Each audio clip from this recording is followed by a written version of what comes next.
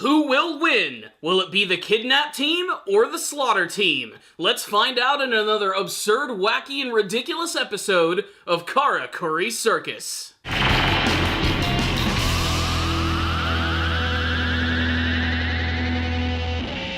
The over-the-top puppet battles continue in another awesome episode of Karakuri Circus, which delves a little deeper into Masaru Saiga's relationship to this mysterious organization which seems to either want to kill him or to kidnap him. Why? Well, it's because the dude's got a lot of dough. This episode did a pretty good job of upping the action quotient of the series. In fact, the episode actually opened up with a fantastic scene of watching Shiro Gani and Harley Quinn in action, battling against Ashihana and his puppet Punchinella, who basically just ends up getting his wooden ass handed to him in a very flashy and super awesome action scene. Not only is the Harley Quinn puppet incredibly destructive, but it takes a very skilled puppeteer to put it to use, and Shiro Gani seems like she is very skilled despite the fact that she is dressed like a French clown. A very sexy French clown. Even Narumi gets to show off a little bit, and already I can say, even with all the wacky puppet battlers in this entire series, he's probably my favorite character. In many ways, he's kind of like the straight man, the most relatable character of the series, and that's because he doesn't have any crazy powers. He's just a big, goofy dude with a heart of gold. He also suffers from a disease which is known as Zonapha syndrome, which basically means whenever he comes into contact with someone who's feeling anxious or a little scared or awkward, suddenly his throat is going to start and close up, and the only remedy is to make someone laugh. But I have to say, it actually kind of goes perfect with this series, how he has this very deadly disease which is tied to humor. This is a show that actually has a pretty good sense of humor, but it's not afraid to go into dark territory, like the fact that there are these two teams who are actually trying to capture Masaru. One team is known as the kidnap team, which by their name implies that they simply just want to kidnap him, and the other one is known as the slaughter team, and they straight up just want to kill him. They're actually led by Ashihana, who made his appearance in the very first episode, the puppeteer of Punchinella. And at the beginning of the episode, you get to see that he has a bunch of goons who have joined him in trying to capture Masaru, and they're so stupid. Why don't they just kill this kid? Why do they wait so long to act like a bunch of stupid, generic anime goons? I mean, look at this. They have a knife to his throat. Just kill the kid already. But this is an anime series. That's not how these things work. It's all about style. And the opening scene of the episode is really awesome. Like I said, getting to see Harley Quinn in action was great. They actually end up defeating these guys so soundly, they actually have to end up escaping. And they have no choice but to go to Narumi's apartment. And this is where we get a little more humor from the series.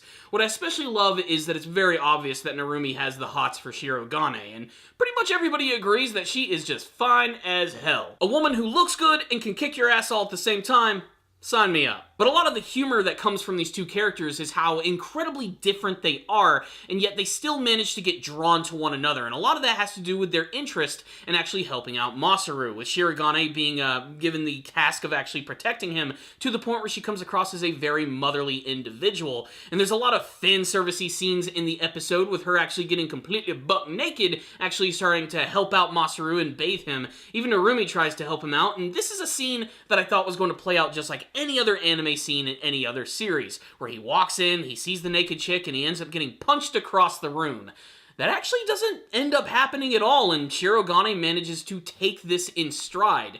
Maybe it's because she's a French woman? I don't know. All I know is I'm glad that they went against the grain on this scene. But it's in this moment that Narumi basically becomes sort of obsessed with Shiro Gani, but he doesn't really want to say that out loud. But what's so great about Narumi is that he simply is just a guy who wants to help out Masaru. He sympathizes with him in every single way. That and the fact that the combination of these three characters is perfect. Basically, having these two characters around is going to be perfect for his disease, allowing them to make Masaru laugh at pretty much any opportunity that presents itself. There's a lot of scenes in this episode where Narumi desperately tries to make people laugh, and it's played for mostly slapstick humor, but I love how Shiro Gani always manages to come in and beat the crap out of him, which manages to make Masaru laugh.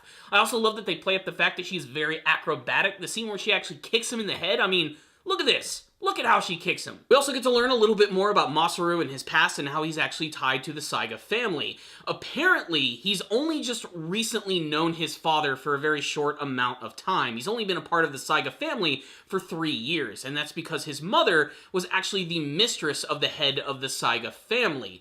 And this is begging the interesting question why he was given this fortune if he wasn't so close to his father and all of his mysterious family members. It's going to be, I think, one of the bigger mysteries of the show, and we might even get some answers to that in the next episode, as Masaru does indeed end up getting kidnapped by the kidnap team. There's this organization which is going out and hiring these various teams to either kill Masaru or to kidnap him, and they're in direct competition with one another, which I think is great because now we have multiple factions who are involved in this crazy, ridiculous story. If you can wrap yourself around the weirdness of the series, you're probably going to end up getting a lot of enjoyment behind it.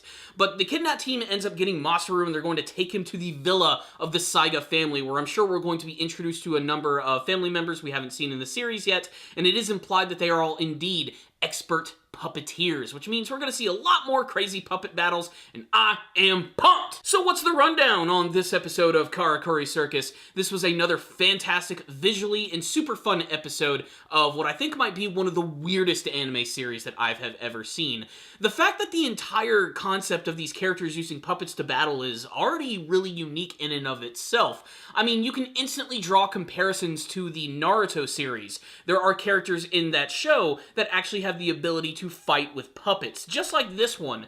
But it is worth mentioning that apparently this is based on a manga series which does predate Naruto, so in many ways, you could say that Naruto was sort of inspired by Karakuri Circus. But again, this was a great episode which is backed up by its fantastic and very lovable cast.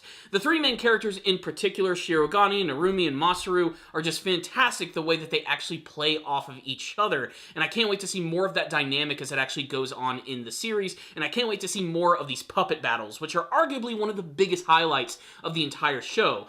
I would like the action scenes to go on a little longer, if only to see more of these things in action, but everything that is here is just done so well.